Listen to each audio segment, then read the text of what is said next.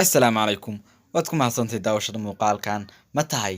arday dhamaystay secondary-ga oo doonaya jaamacadda inuu kaalinta koobaad ka galo kusoo dhawow mawduuceena maanta waxaan kugu soo gudbin doonaa 5 tallaabo oo ka caawinaya si aad jaamacadda iyo mustaqbalkaaga heer fiican u gaarsiin lahayd kow aqoonso waxaad ku fiican tahay waa muhiim inaad garatid waxyaalaha aad ku fiican tahay si aad xoogga u saartid sidoo kale waxaa muhiim ah inaad garatid dhaliilahaaga iyo meelaha aad ku liidato si intaanad jaamacadda gelin aad iskaga xoojiso laba qaado go'aan wacan oo u qalmo mustaqbalkaaga markaad secondary-ga dhamaysatid jaamacadda galaysid waa jaranjartii koobaad ee aad saari lahayd noloshaada ama aad ka wanaajin lahayd ama aad ka xumin lahayd marka waa muhiim inaad qaadatid mustaqbalkaaga go'aan ku habboon welibana takhasuska ku habboon inta badan waxa dhacda ardaydu markay jaamacadda galayaan in fakalada ay saaxiibadood doortaan ay inta badan iyaguna ku raacaan markay dhexda kasii dhamaynayaan ama dhexda kaga jiraan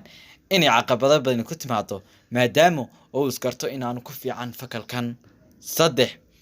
dooro takhasuska iyo jaamacadda ku habboon waa muhiim inaad doorato takhasus ka welibana aad ku fiican tahay sidoo kale waa inaad takhasuskaaga u raadisaa jaamacad ku habboon taasi waxay ka caawinaysaa in takhasuskaagii noqdo meel marah gool fiican aad ka gaadhid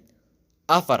ha noqonin mid fulaya sanadka koowaad ee jaamacadda waxaanu la jeedaa ardayda inta badan waxaa ku dhacda markay jaamacadda soo galaan inay la qabsan waayaan nidaamka jaamacadda waayo waxay yimaadeen nidaam ka duwan kii hore meelaanay hore u aqoon itixaamo ka adag iyo asaymano in loo diro taasina ay kaga timaado mushkilad badan ardaygiina markuu arko inuu la qabsan waayey uu jaamacadda saa kaga hadho oo uu fulay noqdo oo uu ka cararo nidaamkan adag iyo dictatorkan lagu sameynayo shan ahow arday ka dhisan luuqadaha dhammaanteed waayo luuqaduhu waa furaha akhriska waxaana ka caawinayaan inaad shay kasta oo akhriyisid si fiican u fahmitid baaritaan badanna ku samaysid marka waa muhiim inaad luuqadaha carabiga ingiriisiga iyo soomaaligaba saddexdaba ka dhisnaatid akhriskooda qoraalkooda iyo ku hadalkoodaba taas waxay ka caawinaysaa in aad waxyaalo badan xaqiijiso guulo badan ana aad xaqiijiso jaamacadda dhexdeeda kaalinta koobaadna aad ka gasho maanta waxaan jeclaystay inaan 5 tallaabo kula wadaago fadlan haddaad tahay markii koobaad ee channelka soo booqato fadlan subscribe saar notification kana furo si ay kuu soo gaaraan muuqaal kasta cusub oo soo gelina channelkeena waad ku mahadsantahay daawashada muuqaalkan